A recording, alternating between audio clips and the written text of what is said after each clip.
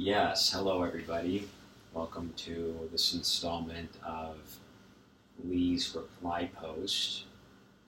I trust that we're all gleaning a lot from the poetry collection, from the essays, and from the great philosophers, a copy of which I'm holding in my hand.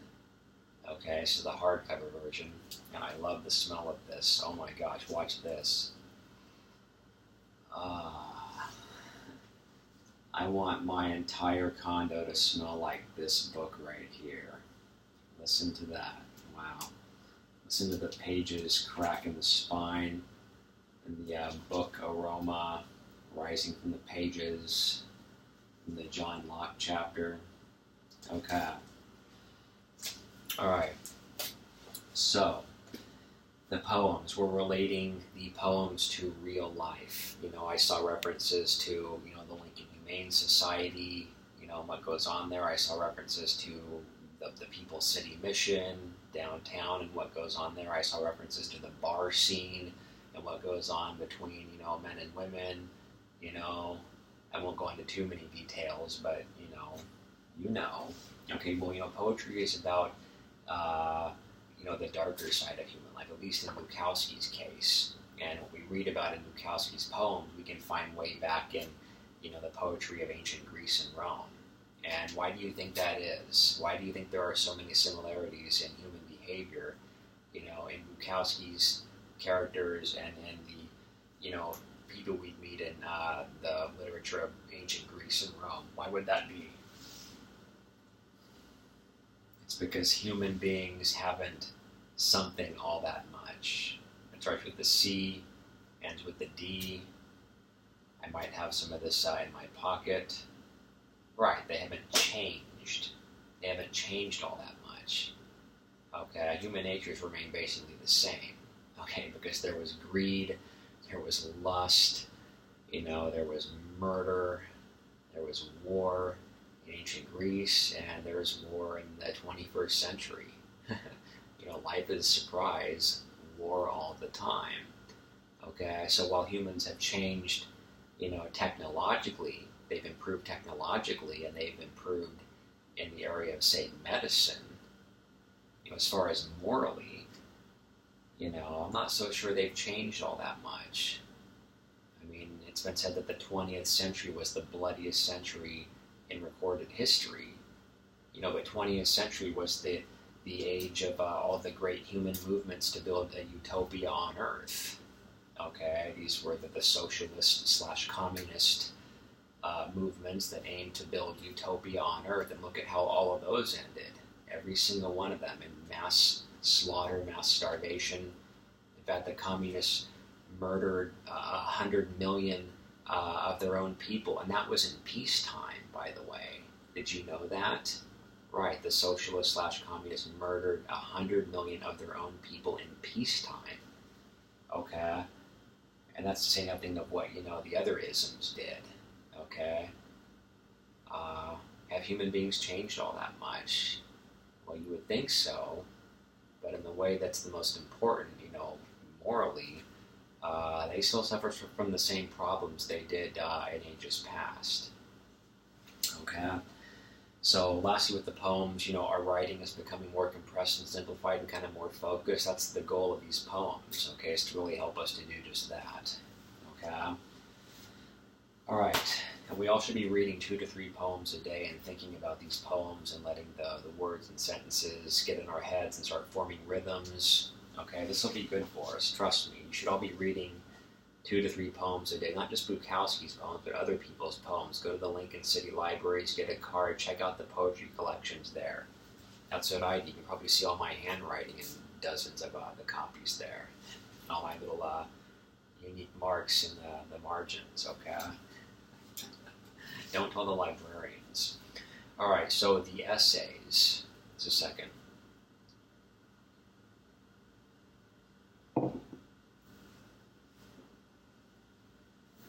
All right, in undergraduate school,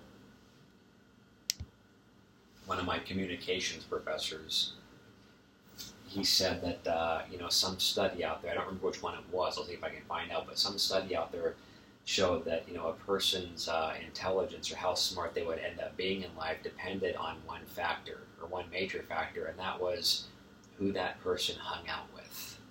Okay, so who that person surrounded himself or herself with, that would be a determining factor in how intelligent the person would become. Okay, so it's who you hang out with.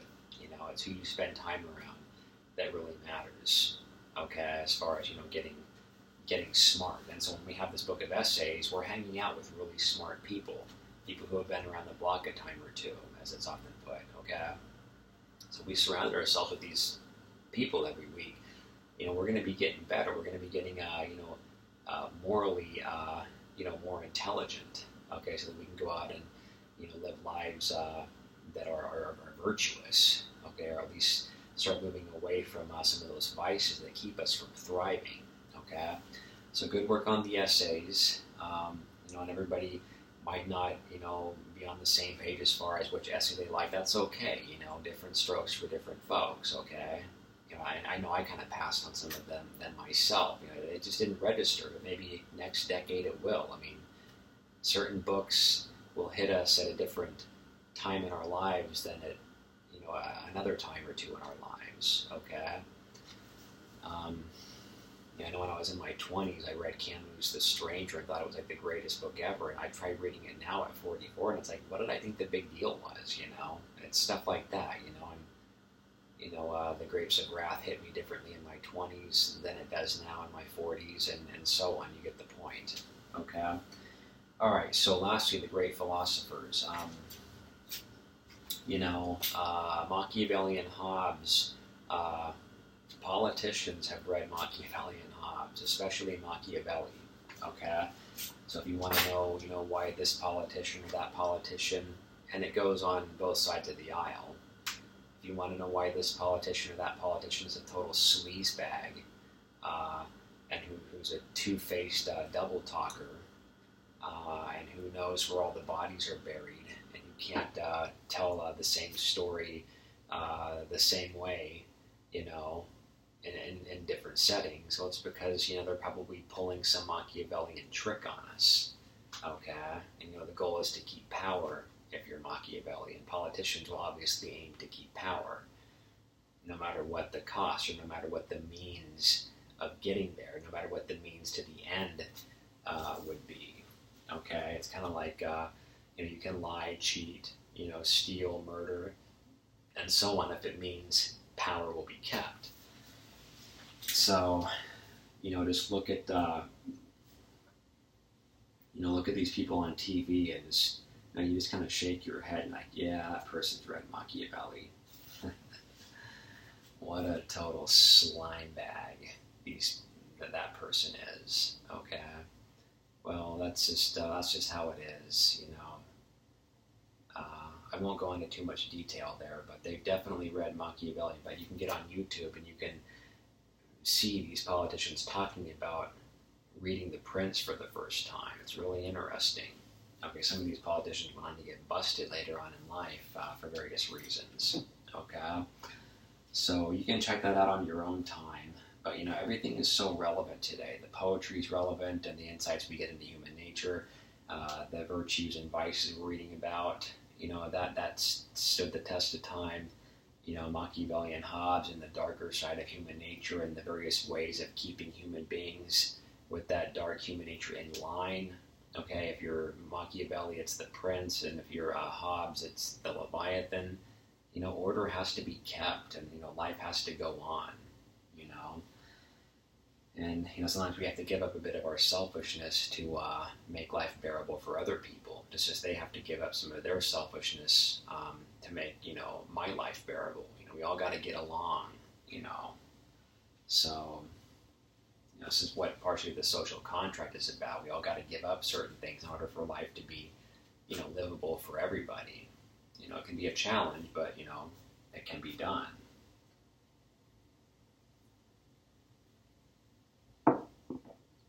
Okay, so I'll just end with that right now.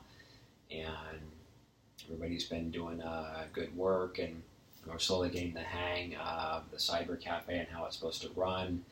We got 4 more to go, The end will be here before we know it. So everybody just stay positive and upbeat. And, as we continue to wax on and wax off, and get ready for the existential crises that we're all going to face at various times and decades in our lives, we'll really begin to see what went on in this class. I'm really confident in that, okay? So you just kind of got to go with me on this. Just trust me on this, okay? Be very surprised. Okay, so I think that's it. Go ahead and reach out to me if you have any questions, and I believe I did cover all the bases for now, and I look forward to meeting up with you again for another round of philosophy talk here at Doane University. I'll see you soon.